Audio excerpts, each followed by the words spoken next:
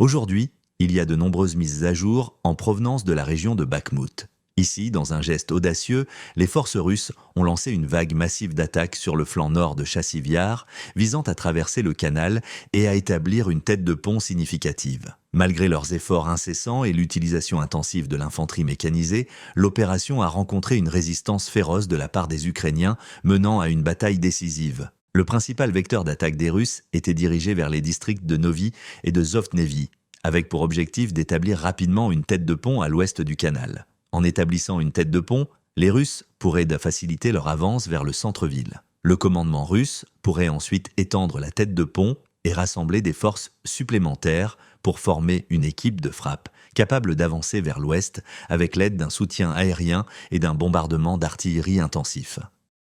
L'objectif principal des Russes était donc d'établir une tête de pont dans le district de Zovtnevi. Pour y parvenir, les troupes russes devaient se rassembler et se préparer dans la forêt d'Orlova, située un peu plus au nord. Les troupes russes étaient positionnées ici, acheminées par un pont et de petits passages de fortune, pour traverser le canal de nuit et se cacher dans la forêt occidentale pendant la journée. Les Ukrainiens n'ont pas pu combattre les troupes russes traversant le canal car la guerre électronique russe perturbait les opérations de drones ukrainiens et les tirs d'artillerie prenaient de plus de temps pour atteindre l'effet souhaité.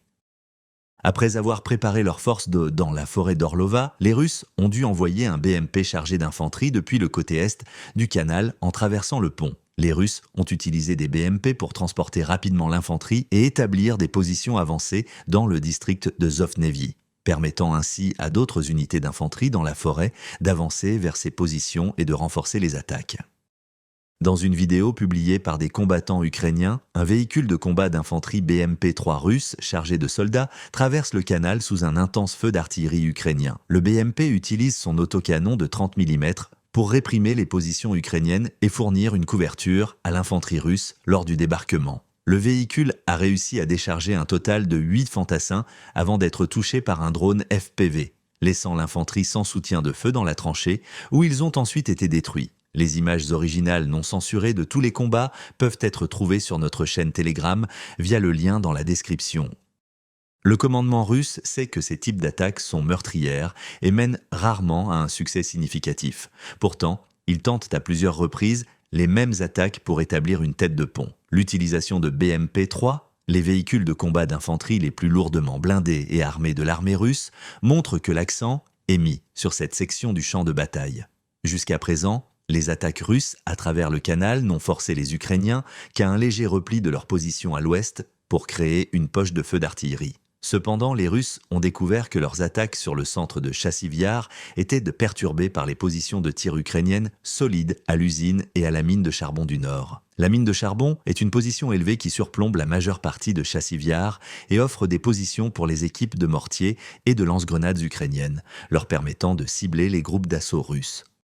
Au cours de ces opérations intenses mais coûteuses, le commandement russe n'a réussi que partiellement à rassembler des forces dans le district de Zovtnevi. Le taux de survie des Russes tout au long de l'opération était faible, avec seulement 3 à 4 survivants sur un groupe de 8 hommes transportés par un BMP lors de l'assaut. Les combattants ukrainiens ont rapporté qu'ils n'avaient pas eu suffisamment de temps pour localiser et éliminer les combattants russes survivants du premier assaut en BMP. Car les Russes envoyaient une escouade après l'autre à des intervalles de moins de 60 minutes. Les 3 à 4 survivants de chaque unité d'assaut se rassemblaient progressivement pour de nouvelles attaques visant à étendre la tête de pont. Cette tactique fonctionnait tant que les Russes disposèrent de réserves pour renforcer et remplacer les pertes. Cependant, lorsque le commandement russe a rapidement manqué de troupes et de matériel disponible, l'intensité de l'assaut a progressivement diminué jusqu'à s'arrêter complètement. Cette situation a donné aux combattants ukrainiens le temps de traquer et d'éliminer les survivants russes isolés des assauts qui étaient coupés de leur ligne de ravitaillement et de renfort. Bientôt, les combattants ukrainiens dans la région ont confirmé que la tête de pont russe s'était effondrée et que les combattants russes avaient été repoussés.